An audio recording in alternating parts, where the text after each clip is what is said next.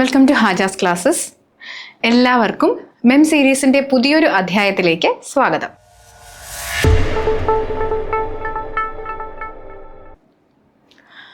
അപ്പോൾ നമ്മൾ ഇന്ന് പഠിക്കാൻ പോകുന്നത് ശൈലികൾ എന്ന് പറയുന്ന ഒരു പുതിയ ഭാഗമാണ്.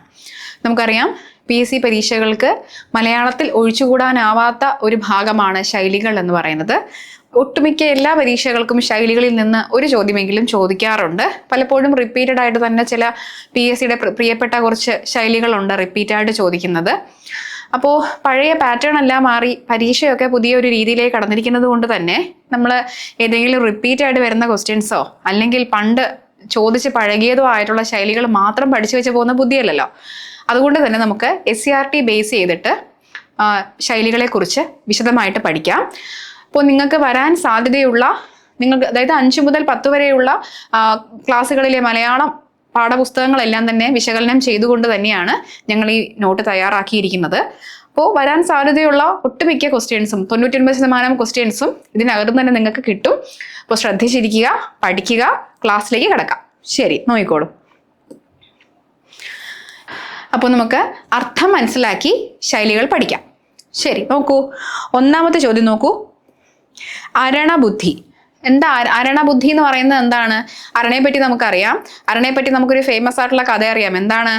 അരണയ്ക്ക് പണ്ട് വരം കിട്ടുകയുണ്ടായി. എന്തെന്നാണ്? കൊടും വിഷമുള്ള ഒരു ജീവിയായിട്ട് ഞാൻ മാറുകയാണെന്ന് അരണയ്ക്ക് വരം കിട്ടി. ഞാൻ ആരെ കടിച്ചാലും ആൾ അപ്പം തന്നെ ക്ഷണത്തിൽ ചത്തുപോകണം എന്നുള്ള വരമാണ് അരണ വാങ്ങിച്ചത്. നിങ്ങളുടെ നാട്ടിലൊക്കെ ഇങ്ങനെ തന്നെയാണോ കഥ എന്നറിയില്ല. എന്താണെങ്കിലും അരണ തപസ്സിരുന്ന ദൈവത്തിനെയൊക്കെ വിളിച്ചു വരുത്തി. അരണയ്ക്ക് എന്ത് കിട്ടി? ആരെ കടിച്ചാലും കൊല്ലാൻ ഉള്ള അത്രയും ശേഷിയുള്ള വിഷമൊക്കെ അരണയ്ക്ക് കിട്ടി. അപ്പോൾ ഇത് ടെസ്റ്റ് ചെയ്ത് നോക്കണമല്ലോ. പുള്ളിക്കാരൻ ആദ്യം പോയി ആരെ കടിക്കാൻ നോക്കി? ദൈവത്തിനെ തന്നെ കടിക്കാൻ നോക്കി. ദൈവം അപ്പം തന്നെ ശപിച്ച് നീ ആരെ കടിക്കാൻ പോയാലും അത് അപ്പം തന്നെ മറന്നു പോകട്ടെ എന്ന് ശാപം കൊടുത്തു. അപ്പോൾ ആൾക്ക് എന്ത് ഓർമ്മയേ ഉള്ളൂ? Short term മെമ്മറിയാണ്. അല്പനേരത്തേക്കുള്ള ഓർമ്മയേ ഉള്ളൂ. അപ്പോൾ എന്താണ്? പെട്ടെന്ന് മറന്നു പോകുന്ന സ്വഭാവം. Short term മെമ്മറിയാണ് ആർക്കുള്ളത്? അരണയ്ക്കുള്ളത്. അരണയുടെ കഥ നിങ്ങൾ ഓർക്കുമല്ലോ. അപ്പോൾ അരണബുദ്ധി എന്ന് പറഞ്ഞാൽ അതിൻ്റെ അർത്ഥം എന്താണെന്ന് അറിഞ്ഞു വെച്ചിരിക്കുക. പെട്ടെന്ന് മറന്നു പോകുന്ന സ്വഭാവം. പെട്ടെന്ന് മറന്നു പോകുന്ന സ്വഭാവം. ഇനി നോക്കിക്കോളൂ. അടുത്ത് നോക്കൂ. അരക്കൈ നോക്കുക. ഇപ്പോൾ നമ്മൾ ചിലപ്പോഴും പറയാറുണ്ടല്ലേ, എൻ്റെ ഒരു കൈപ്പാങ്ങിൻ്റെ അടുത്ത് നിന്ന് മാറി നിന്ന് സംസാരിക്കുക എന്നൊക്കെ പറയൂലേ. എന്താ പറയുന്നത്? എനിക്ക് നല്ല ആരോഗ്യമുണ്ട്, ഞാനൊരെണ്ണം അടിച്ചു തന്നാൽ തന്നെ നിങ്ങൾ ഇവിടുന്ന് ചത്തുപോകും എന്നുള്ള അർത്ഥത്തിലാണ് നമ്മൾ ഒരു കൈപ്പാങ്ങിൻ്റെ അടുത്ത് നിന്ന് മാറി നിൽക്കുക എന്നൊക്കെ പറയുന്നത്. അരക്കൈ നോക്കുക എന്ന് പറഞ്ഞാൽ ഒരു കൈ നോക്കി ഒരു കൈ കൊണ്ട് ശ്രമിച്ചാൽ തന്നെ നമ്മൾ ചെയ്യാൻ ഉദ്ദേശിക്കുന്ന പ്രവൃത്തി നമുക്ക് പൂർണ്ണമായിട്ട് ചെയ്യാൻ സാധിക്കും. അരക്കൈ നോക്കുക എന്ന് വെച്ചാൽ ശ്രമിച്ചു നോക്കുക എന്നാണ്. 2 കൈയും കൊണ്ട് നമ്മൾ ഒരു പ്രവർത്തനത്തിൽ ഏർപ്പെടുക എന്ന് വെച്ചാൽ മുഴുവനായി ശ്രമിക്കുക എന്നാണ്. അരക്കൈ നോക്കുക എന്ന് പറഞ്ഞാൽ ഭാഗികമായിട്ട് ചെറുതായിട്ടൊന്ന് ശ്രമിച്ചു നോക്കുക എന്നുള്ള അർത്ഥമല്ലേ, പരീക്ഷിച്ച് നോക്കുക എന്നുള്ള അർത്ഥമാണ്. അപ്പൊ അരക്കൈ നോക്കുക എന്ന് പറഞ്ഞാൽ എന്താണ് അർത്ഥം? പരീക്ഷിക്കുക. ഇപ്പൊ തന്നെ പഠിച്ച് പോണേ.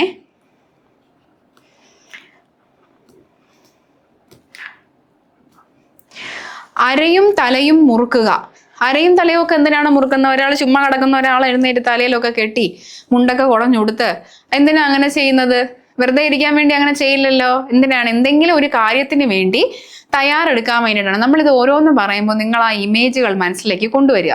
ഒരാൾ റെഡി ആവുകയാണ് എന്തോ ഒരു കാര്യത്തിന് വേണ്ടിയിട്ട് എഴുന്നേറ്റ് മുണ്ടൊക്കെ ഒന്ന് കുടഞ്ഞുകൊടുത്ത് അരയൊക്കെ മുറുക്കി കൊടുത്ത് തലയിൽ തോർത്തൊക്കെ എടുത്ത് തലയിൽ കെട്ടി ഒരു അടിക്ക് പോകുന്ന ഭാഗവും ഇല്ലേടെ ഉണ്ട്. അപ്പൊ അത് എന്തിനു വേണ്ടിയിട്ടാണ്? എന്താണ് അതിൻ്റെ അർത്ഥം? തയ്യാറാവുക. എന്തോ ഒന്നിനെ നേരിടാൻ തയ്യാറാവുക എന്നാണ് അർത്ഥം. ഇനി അജഗജാന്തരം. അജം എന്താണ്? ആട്. ഗജം എന്താണ്? ആന. അപ്പോൾ ആടും ആനയും തമ്മിലുള്ള വ്യത്യാസം. ആട് ചെറിയ ജീവിയല്ലേ? ആണ്. ആനയാണെങ്കിലോ വലിയ ജീവിയാണല്ലേ. അപ്പോൾ അങ്ങനെയുള്ളപ്പോൾ ആടും ആനയും തമ്മിൽ എത്ര വ്യത്യാസമുണ്ട്? രണ്ടും തമ്മിൽ ഏകദേശം ആടിൻ്റെ ഇരട്ടിയുടെ എത്രയോ ഇരട്ടി വലിപ്പമുണ്ട്. അതുപോലെ തന്നെ വെയിറ്റും ഉണ്ട്. ആനയ്ക്ക് ആരോഗ്യവും ഉണ്ടല്ലേ. അപ്പോൾ അത്രയും വ്യത്യാസം. അജഗജാന്തരം. ഇവർ തമ്മിലുള്ള വ്യത്യാസം എന്ന് പറഞ്ഞാൽ വലിയ വ്യത്യാസം എന്നാണ് അർത്ഥം. ഓക്കെ, നോക്കിക്കോളൂ. വലിയ വ്യത്യാസം. ഇനി അധരാനുകമ്പ. അധരാനുകമ്പ എന്ന് പറഞ്ഞാൽ ചിലര് നമുക്ക് നല്ല എന്തെങ്കിലും ബുദ്ധിമുട്ടുകൾ വരുമ്പോൾ വന്നിട്ട് നമ്മളോട് അങ്ങനെ പറ്റിപ്പോയല്ലോ, വലിയ കഷ്ടമായി പോയല്ലോ എന്നൊക്കെ പറയും. അതിപ്പോൾ നമ്മുടെ ശത്രുക്കൾ പോലും നമ്മളോട് പറയും അങ്ങനെ. ശരിക്കും അവരുടെ മനസ്സിൽ അനുകമ്പയുണ്ടോ? നിനക്ക് അങ്ങനെ തന്നെ വരണം എന്ന് മനസ്സിൽ വിചാരിച്ചിട്ടായിരിക്കും അവർ നമ്മളോട് പുറത്ത് പറ്റിപ്പോയല്ലോ, പോട്ടെ, സാരമില്ല എന്നൊക്കെ നമ്മളെ സമാധാനിപ്പിക്കും. ഇങ്ങനെ മാത്രം ഓർക്കുക, നിങ്ങൾക്ക് തീരെ ഇഷ്ടമില്ലാത്ത ഒരാൾ നിങ്ങളുടെ ഒരു വൻ വീഴ്ചയിൽ നിങ്ങളുടെ അടുത്ത് വന്ന് നിങ്ങളെ അങ്ങ് സമാധാനിപ്പിക്കുന്ന കണക്ക് ചെയ്യുകയാണ് എങ്കിൽ അതിൻ്റെ അർത്ഥം എന്താണ്? അവർ ഉള്ളിൽ സന്തോഷിക്കുകയാണ്, വെറുതെ വാക്കുകൊണ്ട് മാത്രം നിങ്ങളെ സമാധാനിപ്പിക്കുകയാണ്. അപ്പൊ എന്താണ് അതിൻ്റെ അർത്ഥം? അധരാനുകമ്പ, അധരം ചുണ്ട് എന്നുള്ള അർത്ഥമാണ്. അധരം കൊണ്ട് പറയുന്നത് വാക്ക്.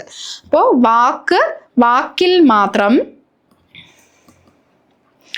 അനുകമ്പ.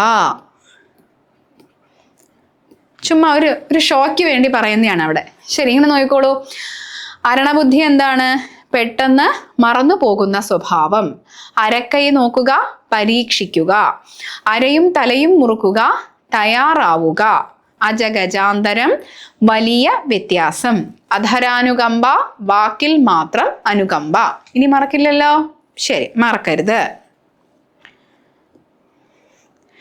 അടുത്തയിലേക്ക് പോവാം. നോക്കൂ, അക്കരപ്പച്ച. എന്താണ് അക്കരപ്പച്ച? നമ്മൾ ഏതെങ്കിലും ഒരു പ്രവൃത്തിയിൽ ഏർപ്പെട്ടുകൊണ്ടിരിക്കുമ്പോൾ, ഇപ്പോൾ നിങ്ങൾക്ക് കണക്ട് ചെയ്യാൻ പറ്റുന്ന ഒരു ഉദാഹരണം ഞാൻ പറയാം. നിങ്ങളെല്ലാവരും ഇപ്പോൾ കഷ്ടപ്പെട്ടിരുന്ന് എന്തിനു പഠിക്കുകയാണ്? സെക്രട്ടറി അസിസ്റ്റന്റിന് വേണ്ടി നിങ്ങൾ പഠിച്ചുകൊണ്ടിരിക്കുകയാണ്. അപ്പോൾ നിങ്ങളീ പലരും ഈ ഒരു കോഴ്സിന് വേണ്ടിയിട്ട് അല്ലെങ്കിൽ ഈ ഒരു ജോലിക്ക് വേണ്ടിയിട്ടായിരിക്കില്ല ഇത്രയും കാലം വിദ്യാഭ്യാസം നേടിയിട്ടുണ്ടാവുക. ഇതിൽ എഞ്ചിനീയേഴ്സ് ഉണ്ടാവാം, അല്ലെങ്കിൽ MBBSന് പോകാൻ വേണ്ടി ഇരുന്നവരുണ്ടാവാം. ഇനി ഇതൊന്നുമല്ല, വേറെ എന്തെങ്കിലുമൊക്കെ ജോലികളിൽ, പ്രൊഫഷണൽ ആയിട്ടുള്ള ജോലികളിലേക്ക് തിരിയാൻ വേണ്ടി ഇരുന്നിട്ടുണ്ടാവാം. പക്ഷെ നിങ്ങൾ അന്ന് ആ സമയത്തൊക്കെ വേണ്ട വിധം പഠിക്കാത്തത് കൊണ്ടോ ഉഴപ്പിയത് കൊണ്ടോ അല്ലെ കോളേജ് ലൈഫ് എൻജോയ് ചെയ്തതൊക്കെ കൊണ്ട് നിങ്ങൾ ഉദ്ദേശിച്ച ആ ഒരു ലെവലിലേക്ക് എത്തിക്കാണത്തില്ല. അത് ഭയങ്കര പ്രയാസമാണ്, നാളെ ആവട്ടെ എന്ന് കരുതി വിട്ടിട്ടുണ്ടാവും. അപ്പൊ നിങ്ങൾ കരുതി ഇനി PSC പഠിച്ച് ജോലി നേടാമെന്ന്. ഇപ്പോൾ PSC എന്ന് പറയുന്ന ഈ ആഴക്കടലിലേക്ക് ഇറങ്ങിയപ്പോൾ നിങ്ങൾക്ക് എന്ത് തോന്നുന്നു? അതെന്ത് ഭേദമായിരുന്നു, അത് വളരെ നല്ലതായിരുന്നു നിങ്ങൾക്ക് തോന്നുന്നുണ്ടാവാം ചിലർക്കെങ്കിലും.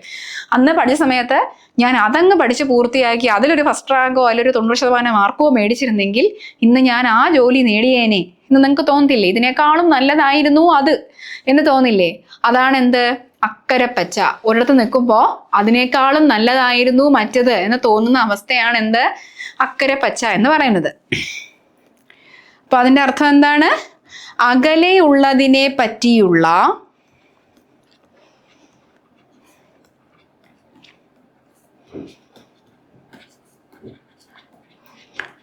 ഭ്രമം. ഇനി നോക്കൂ, അലകും പിടിയും മാറ്റുക. ഇപ്പൊ ഏതെങ്കിലും ഒരു വസ്തുവിന്റെ, നമ്മുടെ വീടുകളിലൊക്കെ മുതിർന്ന ആൾക്കാരുണ്ടെങ്കിൽ അറിയാം, അവര് വീട്ടിൽ ഉപയോഗിക്കുന്ന കൃഷി സാധനങ്ങളൊന്നും അങ്ങനെയും ഇങ്ങനെയൊന്നും കളയില്ല. അവരെന്ത് ചെയ്യും? എത്ര ചീത്ത ആയാലും ഇപ്പൊ തുരുമ്പ് പിടിക്കുകയാണെന്നുണ്ടെങ്കിൽ അതിൽ ആ തുരുമ്പ് മാറ്റാൻ വേണ്ടിയിട്ട് മണ്ണെണ്ണയോ മറ്റോ ഇട്ട് കൊടുത്ത് ആ തുരുമ്പിനെ മാറ്റിയെടുക്കും. ഇനി ഏതെങ്കിലും ഭാഗത്തുള്ള സ്ക്രൂവോ നട്ടോ ബോൾട്ടോ ഇളകി പോയാൽ എന്ത് ചെയ്യും? അതൊക്കെ ഉറപ്പിച്ച് അതിനെ അവര് ശരിയാക്കി എടുക്കും. മൺവെട്ടിയൊക്കെ വീട്ടിൽ അതിന്റെ കൈപ്പിടി പോയി എന്ന് വെച്ചിട്ട് നമ്മുടെ ഒന്നും അപ്പൂപ്പന്മാരെന്ത് ചെയ്തിരുന്നില്ല, അതിനെ ഒന്നും എടുത്ത് കളയാലോ. പിന്നെ എന്താ ചെയ്യുന്നത്? അവര് കുറച്ചുകൂടെ ബലമുള്ള ഒരു തടി എടുത്ത് വെച്ച് അതിന് ഊന്നൊക്കെ കൊടുത്ത് അതിനെന്ത് ചെയ്യും? തിരുക്കി നേരെയാക്കി എടുക്കും. അപ്പോൾ അതെന്ത് ചെയ്യാണ്? അതിനെ മാറ്റി. അപ്പോൾ ആ തടി, ആ പഴയ ബലമില്ലാത്ത തടി മാറ്റുന്നതോടുകൂടി ഇതൊരു പുതിയ ഉപകരണമായിട്ട് മാറിക്കഴിഞ്ഞിരിക്കുകയാണ്. അപ്പോൾ അലകും പിടിയും മാറ്റുക എന്ന് പറഞ്ഞാൽ എന്താണ്? മുഴുവൻ വ്യത്യാസപ്പെടുത്തുക എന്നാണ് അർത്ഥം.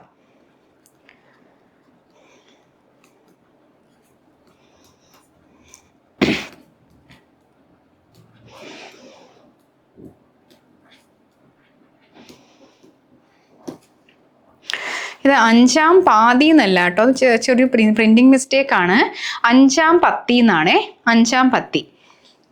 5ാം പത്തി എന്ന് പറഞ്ഞാൽ നിങ്ങൾക്ക് അതിനെക്കുറിച്ച് മനസ്സിലാക്കാൻ വേണ്ടിയിട്ട് ഈസി ആയിട്ടൊരു ഉദാഹരണം ഞാൻ പറയാം. നിങ്ങളുടെ കൂടെ നിൽക്കുന്ന നിങ്ങളുടെ ഒരു കൂട്ടുകാരനോ കൂട്ടുകാരിയോ നിങ്ങളെ ഒരു പ്രശ്നത്തിൽ കൊണ്ടുവന്ന് എത്തിച്ചിരിക്കുകയാണ്, അല്ലെങ്കിൽ നിങ്ങൾ രണ്ടുപേരും കൂടി ഒരു പ്രശ്നം ഉണ്ടാക്കി വെച്ചിരിക്കുകയാണ്. അപ്പൊ ആ പ്രശ്നത്തിൽ നിങ്ങൾ നിൽക്കുന്ന സമയത്ത് കൂടെ നിൽക്കുന്നയാള് എന്താണ്, അയാൾക്ക് ഉപകാരം എന്ന് തോന്നിയിട്ട് അയാൾ ഇതിന്റെ നേരെ വിപരീതമായ സ്ഥലത്തേക്ക് ചെന്ന് ചേരുന്നു, അല്ലെങ്കിൽ വിപരീത പക്ഷത്തിലേക്ക് നിങ്ങളുടെ ഓപ്പോസിറ്റ് നിൽക്കുന്ന ആളുടെ കൂടെ പോയിട്ട് ഇവർ ചേരുന്നു. അവസരവാദപരമായിട്ട് ഇവർ എന്ത് ചെയ്യുന്നു, നിങ്ങളുടെ അടുത്ത് നിന്ന് ഇനി നിങ്ങളുടെ കൂടെ നിന്നിട്ടൊരു പ്രയോജനവും ഇല്ല എന്ന് മനസ്സിലാക്കി അപ്പുറത്തെ സൈഡിലേക്ക് മാറുകയാണ്. അപ്പൊ അയാൾ എന്താ ചെയ്തത്, അവസരം മുതലെടുക്കുകയാണ് ചെയ്തത്. 5-ാം പത്തി എന്ന് പറഞ്ഞാൽ ഇതുപോലെ അവസരവാദികളായിട്ടുള്ള, അവസരം അനുസരിച്ച് അവരുടെ ഉപകാരത്തിന് വേണ്ടി സ്ഥാനമാറ്റം നടത്തുന്ന ആൾക്കാരെയാണ് 5-ാം പത്തി എന്ന് പറയുക. അപ്പോൾ അവരെ എങ്ങനെ പറയാം ഒറ്റ വാക്കില്, അവസരവാദി എന്ന് പറയാം.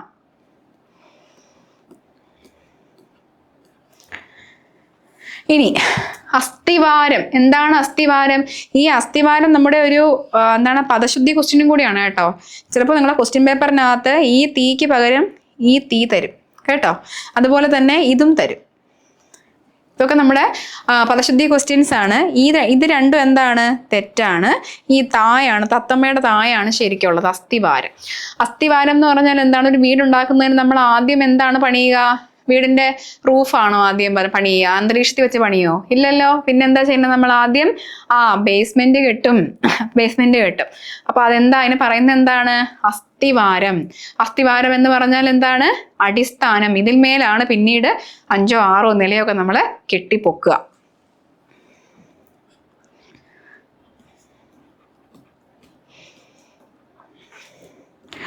അഴകിയ രാവണൻ എന്നുള്ള ശൈലി പഠിക്കാനായിട്ട് നിങ്ങൾ മമ്മൂട്ടിയുടെ അഴകിയ രാവണൻ എന്നുള്ള സിനിമ തന്നെ ഓർത്ത് നോക്കിയാൽ മതി കേട്ടോ. അതിലെങ്ങനെയാണ് ശങ്കർദാസ് എങ്ങനെയുള്ള ആളാണ്, വല്ല ബോംബെന്ന് വരുന്ന ആളാണ്, ഒരുപാട് പൈസയൊക്കെ കയ്യിലുണ്ടെന്ന് പറഞ്ഞിട്ട് അതിൻ്റെ ഒരു ഷോ എല്ലാവരോടും കാണിക്കുന്ന, പണ്ട് തന്നെ അപമാനിച്ച് വിട്ട നാട്ടിലേക്ക് പണക്കാരനായി തിരിച്ചു വന്ന് തൻ്റെ ഷോയൊക്കെ കാണിക്കുന്ന ഒരു ഉള്ളിൻ്റെ ഉള്ളിൽ ഒരു നിഷ്കളങ്കനായിട്ടുള്ള ഒരു കഥാപാത്രമാണ് അതിൽ ശങ്കർദാസ് എന്ന് പറയുന്നത്. അപ്പോൾ അയാൾ എങ്ങനെയുള്ള ആളാണ്, തൻ്റെ കയ്യിൽ കാശുണ്ട്, പറയുന്നുണ്ടല്ലോ വേദനിക്കുന്ന കോടീശ്വരനാണ് ഞാൻ എന്നൊക്കെ പറയുന്ന കഥാപാത്രമാണ് ശങ്കർദാസിൻ്റെത്. ശരിക്കും അയാൾ എങ്ങനെയുള്ള ആളാണ്, പൊങ്ങച്ചക്കാരനാണല്ലേ. നിങ്ങൾ പിന്നെ ശ്രീകൃഷ്ണപുരത്തെ നക്ഷത്രത്തിളക്കം എന്ന് പറയുന്ന സിനിമ കണ്ടിട്ടുണ്ടോ? അതിനകത്തുള്ള ബിന്ദു പണിക്കരുടെ ക്യാരക്ടർ എങ്ങനെയാണ്, കയ്യിലൊന്നും ഇല്ലെങ്കിൽ തന്നെയും എനിക്ക് ഇംഗ്ലീഷ് അറിയാം, പിന്നെന്താണ് എൻ്റെ കയ്യിൽ മൊബൈൽ ഫോൺ ഉണ്ടെന്നൊക്കെ പറയുന്ന ഒരു ക്യാരക്ടറാണ് അതിനകത്ത്. അവരെയൊക്കെ ഇങ്ങനെയുള്ള മനുഷ്യന്മാരെ, അതായത് തനിക്കുള്ളതിനെയൊക്കെ നാട്ടുകാരെ കാണിച്ച് പ്രദർശിപ്പിച്ച്, അല്ലെങ്കിൽ എനിക്ക് ഇന്ന ജോലിയുണ്ട്, അല്ലെങ്കിൽ എനിക്ക് ഇങ്ങനെ, നിങ്ങളുടെ തന്നെ കൂട്ടുകാരുണ്ടാവില്ലേ പണ്ട് നിങ്ങളുടെ കൂടെ PSC ഒക്കെ പഠിച്ച് നടന്നിട്ട് ഇപ്പൊ ഏതെങ്കിലും ജോലി കിട്ടി നിങ്ങളോട് ഹുങ്ക് കാണിക്കുന്ന ആൾക്കാർ, അങ്ങനെയുള്ള ആൾക്കാരെ ഇനി മുതൽ നിങ്ങളുടെ പേര്, നിങ്ങൾ അങ്ങനത്തെ ആൾക്കാരൊക്കെ നിങ്ങളുടെ ഫോണിന്റെ കോണ്ടാക്ട് ലിസ്റ്റിൽ ഉണ്ടെങ്കിൽ അവരുടെ പേരങ്ങ് മാറ്റിയിട്ട് അഴകിയ രാവണൻ എന്നിടുക. എന്താണ്, അവരെങ്ങനത്തെ ആൾക്കാരാണ്, പൊങ്ങച്ചക്കാരാണ് അവര്, പൊങ്ങച്ചക്കാര് കേട്ടോ. അപ്പൊ വേറൊക്കെ വിട്ടുകളഞ്ഞേക്കും, ഇത് ഓർത്തോളൂ. പണ്ട് നിങ്ങളുടെ കൂടെ PSC പഠിച്ച് നടന്ന് 1ഓ 2ഓ മാർക്കിനെ നിങ്ങളെക്കാളും മുന്നേ കയറിപ്പോയി ജോലിയൊക്കെ മേടിച്ച് ഇപ്പൊ നിങ്ങളോട് ആകാരം കാണിക്കുന്ന ആൾക്കാർക്ക് അറിയില്ല നിങ്ങൾ ഇനി ഒരു വർഷത്തിനകത്ത് എന്താവാൻ പോവാണെന്ന്, സെക്രട്ടറി അസിസ്റ്റന്റ് ആവാൻ പോവാണെന്ന് നമ്മുടെ പിള്ളേര്. അപ്പൊ അങ്ങനെയുള്ള നിങ്ങളെ ഇതുവരെ അപമാനിക്കുന്ന, പൊങ്ങച്ചം കാണിക്കുന്ന ആൾക്കാർ എങ്ങനെയുള്ളവരാണ്, അവരാണ് അഴകിയ രാവണന്മാരും രാവണിമാരും. ഓക്കെ, ശരി, പൊങ്ങച്ചക്കാർ.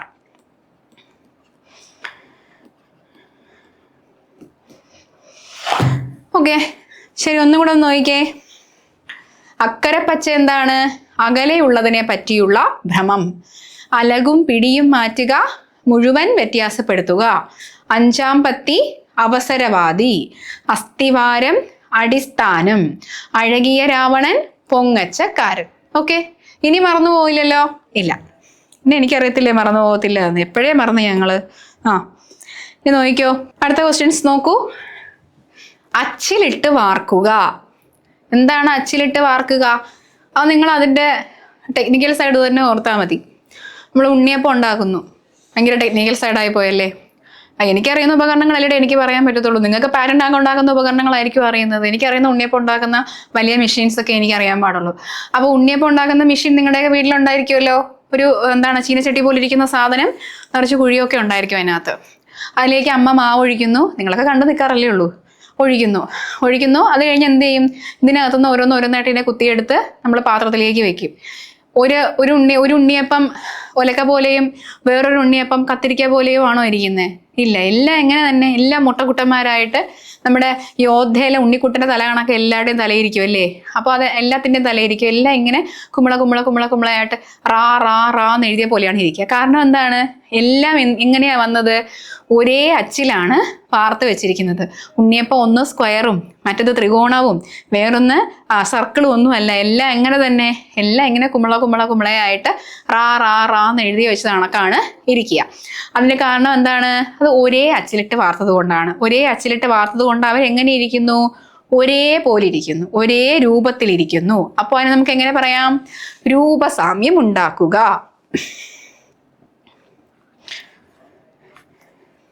ടീച്ചർക്ക് പനിയായോണ്ടാണേ മക്കളെ ഈ ശബ്ദം എങ്ങനെ ഇരിക്കുന്നത്. നിങ്ങളാരും വിഷമിക്കരുത് കേട്ടോ. എനിക്ക് കുഴപ്പമൊന്നുമില്ല, ഞാൻ മരിക്കത്തൊന്നുമില്ല. ശരി, നോക്കിക്കോളൂ. നിങ്ങളെയൊക്കെ സെക്രട്ടറി റെസിഡന്റ് ആക്കിയിട്ടേ ഞാൻ കണ്ണടയ്ക്കത്തുള്ളൂ. ഞാൻ കണ്ണടയ്ക്കണ്ടെങ്കിൽ കൊള്ളാം. നോക്കിക്കേ, അധര വ്യായാമം. അധര വ്യായാമം എന്ന് പറഞ്ഞാൽ എന്താണ്? ഞാൻ നിങ്ങളോട് നേരത്തെ പറഞ്ഞു. ശൈലികളുടെ അർത്ഥം നിങ്ങൾ നേരാവണ്ണം പഠിച്ച് അർത്ഥം മനസ്സിലാക്കി നിങ്ങളിത് പഠിച്ചു പോയില്ലെങ്കിൽ നിങ്ങൾക്ക് തെറ്റ് പറ്റാം. നേരത്തെ നമ്മൾ വേറൊരു സാധനം പഠിച്ചായിരുന്നു. എന്താ പഠിച്ചത്? അധരാനുകമ്പ. ഇതെന്താണ്?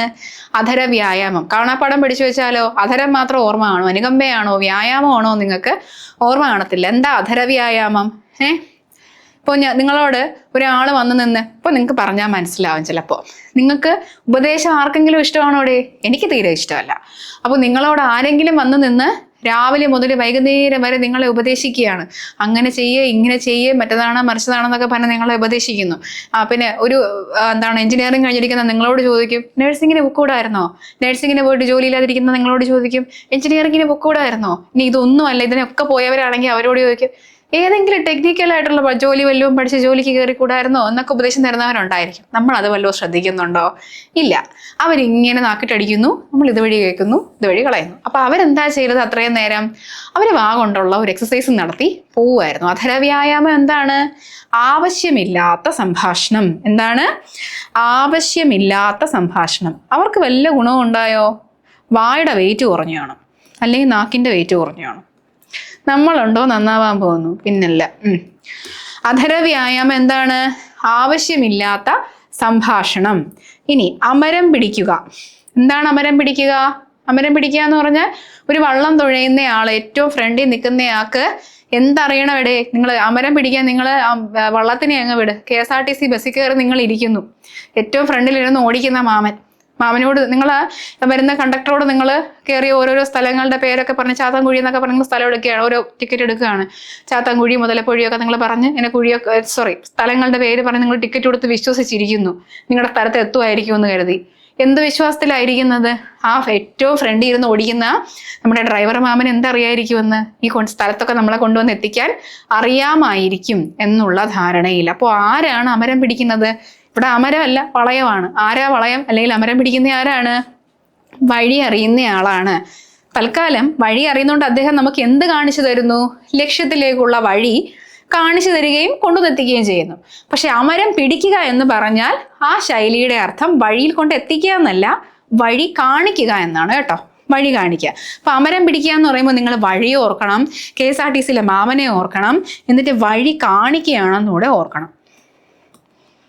ഇനി ഇതെങ്ങാനും മറന്നു എന്ന് ഞാൻ അറിഞ്ഞ അരിയറ്റു പോവുക. എന്താണ് അരിയറ്റു പോവുക? ആകപ്പാടെ അരി എന്ന് പറയുന്നത് ഇത്രേ ഉള്ളല്ലേ, കാണാൻ പോലും പറ്റുന്നില്ല. അങ്ങനെയുള്ളപ്പോൾ എങ്ങനെ അത് അറ്റുപോകും? അരിയറ്റു പോവുക എന്ന് പറഞ്ഞാൽ നമ്മൾ ഒരു ഒന്നിനും ഗതിയില്ലാതായി പോകുന്ന അവസ്ഥയാണ് അരിയറ്റു പോവുക എന്ന് പറയുന്നത്. ഒരു നിവൃത്തിയും ഇല്ലാതെ, ഒരു പ്രശ്നത്തിന് പരിഹാരം കാണാൻ സാധിക്കാതെ നമ്മൾ തെണ്ടി തിരിഞ്ഞ് നടക്കുന്ന ഒരു അവസ്ഥയാണ് അരിയറ്റു പോവുക എന്ന് പറയുന്നത് കേട്ടോ.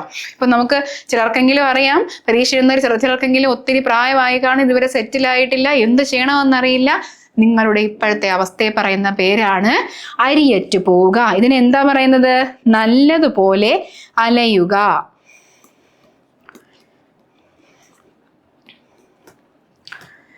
നല്ലതുപോലെ അലയുക. ഇനി 60-ാം കാലം.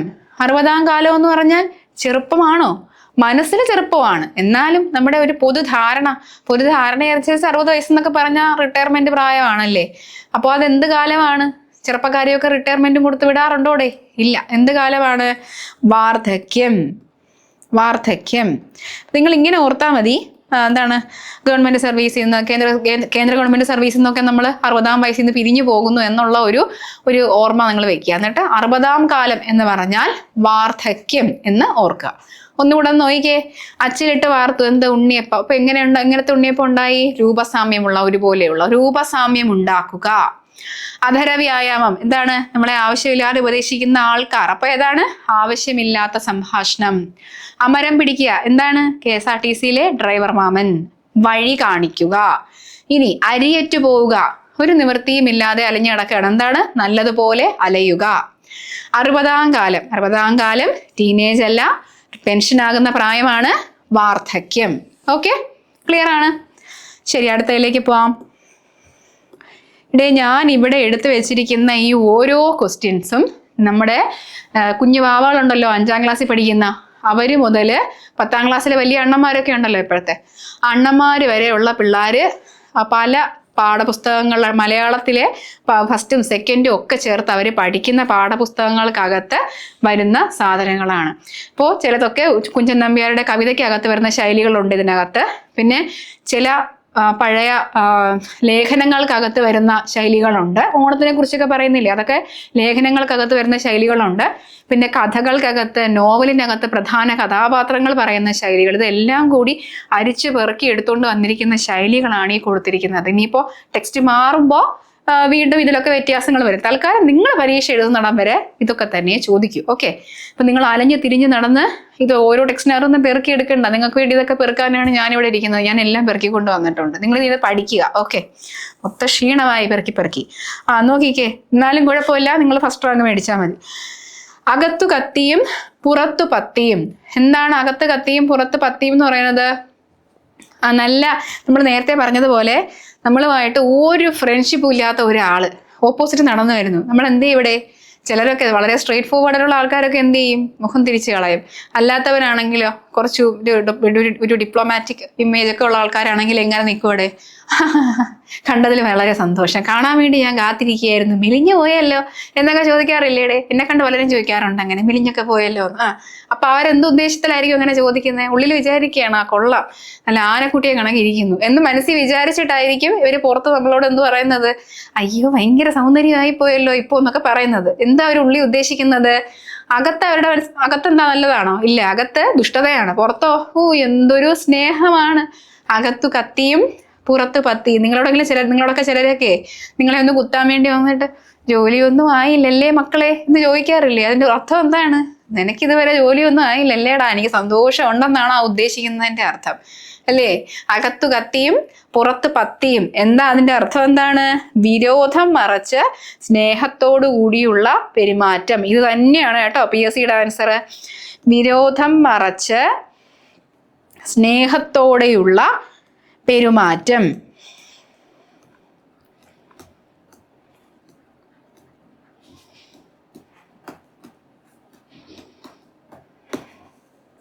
അർദ്ധരാത്രിക്ക് കുട പിടിക്കുക. അർദ്ധരാത്രി എല്ലാവരും എന്ത് ചെയ്യുന്ന സമയമാണ്? എന്നെ പോലെയുള്ള സാധാരണ മനുഷ്യർ കിടന്നുറങ്ങുന്ന സമയമാണ്. ചില പ്രത്യേക മനുഷ്യജീവികൾ എന്ത് ചെയ്യും? രാത്രി 12 മണിക്കോ 1 മണിക്കോ ഒക്കെ എണീറ്റുന്ന എന്ത് ചെയ്യും? ഇവിടെ ഇൻസ്റ്റാഗ്രാമിൽ ഇനി ആരെങ്കിലും റീൽസ് ഇടാൻ ബാക്കിയുണ്ടോ? ഫേസ്ബുക്കിൽ എല്ലാവർക്കും സുഖം തന്നെയല്ലേ? പിന്നെ യൂട്യൂബിന് സുഖം തന്നെയല്ലേ? യൂട്യൂബ് ഞാൻ കാണാത്തത് കൊണ്ട് അവർ ചിലവ് കുറഞ്ഞ് അതിന്റെ ആൾക്കാർ വരുമാനമില്ലാതെ വിഷമിക്കുന്നുണ്ടോ എന്നൊക്കെ കരുതി ഉണർന്നിരിക്കുന്നവരും ഉണ്ട്. സാധാരണക്കാരായ എന്നെ പോലത്തെ മനുഷ്യന്മാരെന്ത് ചെയ്യും? കിടന്നുറങ്ങാം എന്ന് കരുതി ആ നേരത്തെ കിടന്നുറങ്ങും. ഇനി ഇതിലൊന്നും പെടാത്ത കുറച്ച് പേരുണ്ട്. നട്ടപ്പാതിരാത്രി പുറത്തിറങ്ങി നിന്ന് കുടയൊക്കെ പിടിച്ചുകൊണ്ട് ഒരാൾ നിൽക്കുകയാണെങ്കിൽ അതിന്റെ അർത്ഥം എന്താണ്? ഏത് നട്ടപ്പാരാത്രിക്കും എനിക്ക് പിടിക്കാൻ കുടയുണ്ടടാ എന്നുള്ള ഭാവമാണ്. അതിന്റെ അർത്ഥം എന്താണ്? ആഡംബരം കാണിക്കുക. അർദ്ധരാത്രി കുട പിടിക്കേണ്ടുന്ന ഒരു കാര്യമില്ല. അർദ്ധരാത്രി ആകുമ്പോൾ കുട മടക്കി വെച്ച് കിടന്നുറങ്ങുകയാണ് വേണ്ടത്. എന്നിട്ടും പുറത്തിറങ്ങി നിന്ന് കുട പിടിച്ച് കാണിക്കുന്നുണ്ടെങ്കിൽ, എൻ്റെ പൊപ്പിക്കുട ഉണ്ടടാ എന്നൊക്കെ കാണിക്കുന്നുണ്ടെങ്കിൽ അതിന്റെ അർത്ഥം എന്താണ്? ആവശ്യമില്ലാതെ എന്ത് കാണിക്കുകയാണ്? ആഡംബരം കാണിക്കുകയാണ് കേട്ടോ. അസ്ഥാനത്തുള്ള ആഡംബര പ്രയോഗമാണ്. അസ്ഥാനത്തും ആഡംബരം കാണിക്കുക. ആഡംബരം എങ്ങനെയാണ് മക്കളെ? ആഡംബരം കാണിക്കുക. ഇനി നോക്കൂ അടുത്തത് അരമന രഹസ്യം, അങ്ങാടിപ്പാട്ട്. നമ്മുടെ ചില കൂട്ടുകാരെ വിടാം, ഇക്കാര്യത്തിൽ നമുക്ക് റിലേറ്റീവ്സിനെയാണ് ഏറ്റവും കൂടുതൽ വിശ്വസിക്കാൻ സാധിക്കുന്നത്. നിങ്ങളെക്കുറിച്ചുള്ള ഏറ്റവും പ്രധാനപ്പെട്ട എന്തെങ്കിലും രഹസ്യം നിങ്ങളുടെ മനസ്സിൽ കൊള്ളുന്നില്ലെങ്കിൽ നിങ്ങൾ എന്ത് ചെയ്യണം? 10 നല്ല ബന്ധുക്കളെ വിളിക്കണം. 10 വേണ്ട, 2 നല്ല ബന്ധുക്കളെ വിളിക്കണം. എന്നിട്ട് നിങ്ങൾക്ക് ഈ ഉള്ളിൽ വെക്കാൻ കഴിയാത്ത ഈ രഹസ്യം നിങ്ങൾ അവരോട് പറയണം. പിന്നെന്താണ്? പത്രം വായിച്ചില്ല, പത്രം വരുത്താത്ത ആൾക്കാർ, പത്രത്തിടാത്തത് കൊണ്ട് പത്രം വരുത്താത്ത ആൾക്കാരും അറിയില്ല. പിന്നെ വീട്ടിൽ കറണ്ട് ഇല്ലാത്ത ആരെങ്കിലും ഉണ്ടെങ്കിൽ, ന്യൂസ് കാണാത്തവരൊക്കെ ഉണ്ടെങ്കിൽ അവരും അറിയത്തില്ല. ബാക്കി എല്ലാവരും അറിയും. അത്രയ്ക്ക് നന്നായിട്ട് അവർ ആ രഹസ്യം സൂക്ഷിക്കും. എന്താണ് അരമന രഹസ്യം, അങ്ങാടിപ്പാട്ടെന്ന് പറഞ്ഞാൽ രഹസ്യം പരസ്യമാക്കുക. അപ്പൊ നിങ്ങൾ അങ്ങനെയുള്ള നല്ല ബന്ധുക്കളെയൊക്കെ മനസ്സിൽ സ്മരിക്കുക കേട്ടോ, അവരൊക്കെ തുമ്മട്ടെ. രഹസ്യം പരസ്യമാക്കുക. അരമന രഹസ്യം, അങ്ങാടിപ്പാട്ടെന്ന് പറഞ്ഞാൽ രഹസ്യം പരസ്യമാക്കുക. ആപാദചൂഡം എന്ന് പറഞ്ഞാൽ ചില ആൾക്കാരൊക്കെ അങ്ങനെ, അതിന് സ്ത്രീ പുരുഷ വ്യത്യാസമൊന്നുമില്ല. നമ്മളെ കാണുമ്പോൾ ചില മനുഷ്യന്മാർ നമ്മളെ എങ്ങനെ സ്കാൻ ചെയ്യും. കാല് മുതൽ മുടി വരെ, കാലിന് വണ്ണം കുറഞ്ഞിട്ടുണ്ടോ, നഖത്തിന് നീളം വെച്ചിട്ടുണ്ടോ എന്ന് തുടങ്ങി തലയിലുള്ള മുടി എത്ര എണ്ണം വെളുത്തിരിക്കുന്നു എന്ന് വരെ ചിലരൊക്കെ നമ്മളെ സ്കാൻ ചെയ്ത് വിടാറുണ്ടല്ലേ. അതിന് എന്താ പറയുന്നത്? ആപാദചൂഡം. പഴയ സാഹിത്യകാരന്മാരായ നമ്മുടെ കവികളൊക്കെ ഉണ്ടല്ലോ, അവരൊക്കെ ഒരു സെക്കൻഡും വേണ്ട, ഫ്രാക്ഷൻസ് ഓഫ് സെക്കൻഡിനകത്ത് കണ്ണടച്ച് ബ്ലിങ്ക് ചെയ്യുന്ന സമയത്ത് വഴിയെ പോയ പെണ്ണുങ്ങളെയൊക്കെ കണ്ടിട്ട് വർണ്ണിക്കും. തുമ്പപ്പൂ പോലത്തെ കാല്, പിന്നെ എന്താണ് ചെന്തൊണ്ടി പഴം പോലത്തെ ചുണ്ട്, എള്ളു പോലത്തെ മൂക്ക്, എള്ളു പോലത്തെ കണ്ണാണല്ലേ, എള്ളു പോലത്തെ കണ്ണ്, പനങ്കുല പോലത്തെ മുടി. ഇവന്റെയൊക്കെ കണ്ണിന് എന്തൊരു പവറാണല്ലേ. ഇവരൊക്കെ എങ്ങനെയാണ് ഈ സെക്കൻഡുകൾക്കകത്ത് നടന്നുപോയ പെണ്ണുങ്ങളെയൊക്കെ ഇങ്ങനെ ഒപ്പിയെടുത്ത് കളയുന്നത്? ആണുങ്ങളെ പറ്റി വർണ്ണിക്കാൻ ആരെങ്കിലും ഉണ്ടോടെ? ഒരു പട്ടിക്കുഞ്ഞു പോലും ഇല്ല. കൃഷ്ണനെയൊക്കെ വർണ്ണിച്ചവരുണ്ടെങ്കിലേ ഉള്ളൂ. എന്തൊരു അനീതി ഇത്. നോക്ക്. അപ്പൊ ആപാദചൂഡം എന്ന് പറഞ്ഞാൽ എന്താണ്? കാല് മുതൽ തലവരെയുള്ള എല്ലാം, അതാണ് എന്ത്? ആപാദചൂഡം. അപ്പൊ മുഴുവനും, ഹോൾ എന്നുള്ള മീനിങ് ആണ്. ആപാദചൂഡം എന്ന് പറഞ്ഞാൽ മുഴുവൻ എന്നുള്ള മീനിങ് ആണ്. ആപാദചൂഡം മുഴുവൻ. ഇനി ആനവായിൽ അമ്പഴങ്ങ. നിങ്ങൾ ഈ ആന എന്ന് പറയുന്ന ജീവി ഒന്ന് സങ്കല്പിക്കുക. അതിന് നല്ല വിശന്നിരിക്കുന്ന സമയത്ത് നിങ്ങളൊരു അമ്പഴങ്ങയും കൊണ്ടു ഇതിന് കൊടുക്കുകയാണ്. അമ്പഴങ്ങ എത്ര വരുവടെ? ഇത്രയുള്ളൊരു സാധനമാണ്. ഇതിനെ കൊണ്ടുവന്ന് ഇതിനെ കൊടുക്കുന്നു, ഈ ആനയ്ക്ക് കൊടുക്കുന്നു. ആന നിങ്ങൾ എന്ത് ചെയ്യും? നന്ദി പറയുമോ? ഇല്ല. ആന മെല്ലെ നിങ്ങളെ അടുത്തേക്ക് മോനെ എന്ന് പറഞ്ഞ് ചേർത്ത് പിടിച്ചിട്ട് അതിൻ്റെ തുമ്പിക്കൈ കൊണ്ട് ചേർത്ത് പിടിച്ച് കറ്റ അടിക്കുന്നത് കണക്ക് 2 അടി ഇടത്തോട്ടും വലത്തോട്ടും അടിക്കും. പിന്നെ പിറ്റേ ദിവസം നമ്മൾ സമാധി. അപ്പൊ നമുക്ക് ആനവായിൽ അമ്പഴങ്ങ എന്ന് പറഞ്ഞാൽ അതെന്തുകൊണ്ടാണ് ആന അടിക്കുന്നത്? ആനയ്ക്ക് അതുകൊണ്ട് വല്ല പ്രയോജനം ഉണ്ടോ? ഇല്ല. ഒരിടത്തും പുരളാനായിട്ട് ഇല്ല അതിന്, ആനയ്ക്ക് അമ്പഴങ്ങ എന്ന് പറയുന്ന സാധനം.